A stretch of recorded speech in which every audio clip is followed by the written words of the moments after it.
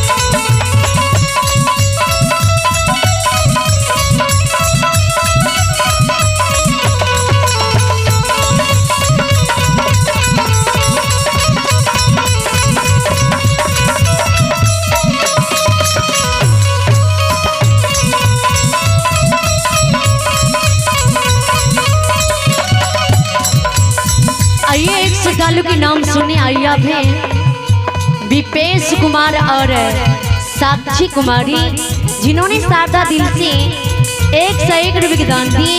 श्रद्धालु को भगवान हर मनोकामना पूर्ण करे, परमात्मा सदस्य की रखी। अयावे ऋषभ बस देवा की निवासी और पंकज कुमार, जिन्होंने शारदा दिल से शानदार पैसा भी दर्शा देवे 51 रुपये की दान दिए।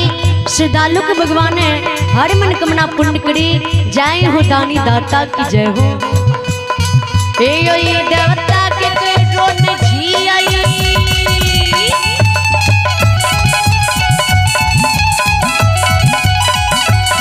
देवता के पेटो में झी है, जे कोई मन से भक्ति करबे तकरा भक्ति में देवतारी सो बिरल काम के बनवाइए देतो, जल जमीन में वृद्धि देतो, घर परिवार में सुमति बनेतो, कहीं जगियन से बचन रहतो, बधा कोच के जलने देतो, ज्ञान के दी सरस्वती जलतो, भोला बा भंडार के भरी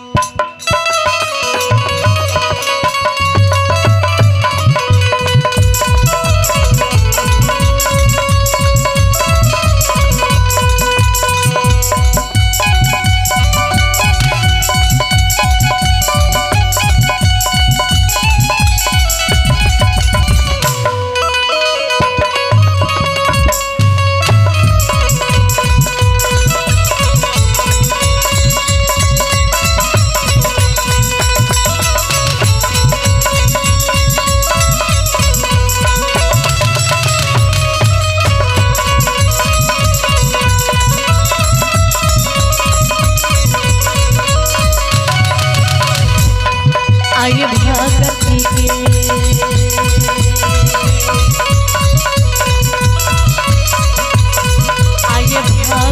के पास में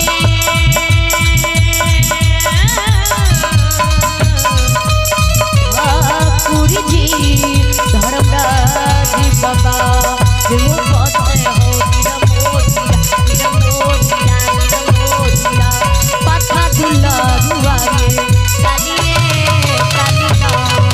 सीताराम राम राम भगवान बने बिलम बाबा के पास हे बाबा भगती के पास बरसों में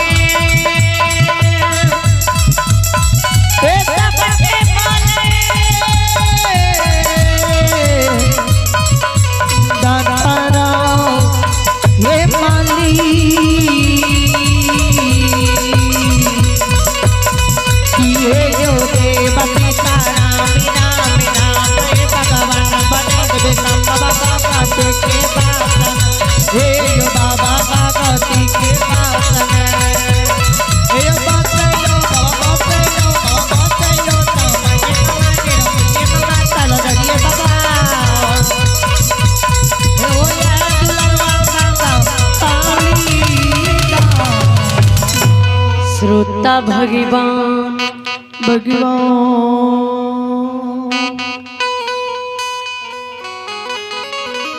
अब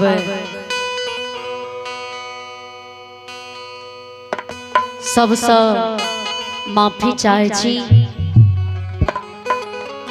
जे 12 बज गेलिए एहिके लेल समय रहे जे 10 बजे सुसार लगते आई 2 घंटा बेसी भए गेलै।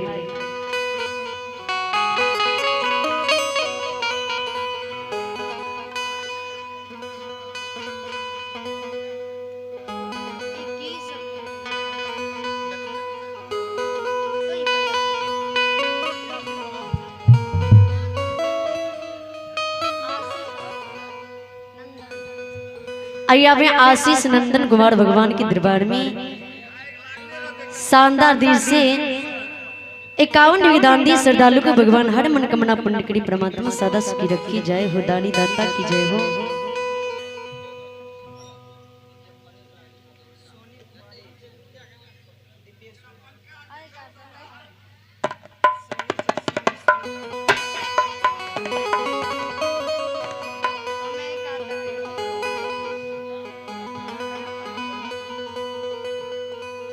आइया वे सोनी कुमारी जिन्होंने शारदा दिल से 21 रुपये दान दिए। श्रद्धालु को भगवान लंबी मर्दी बल बुद्धि विद्या की भंडार दी।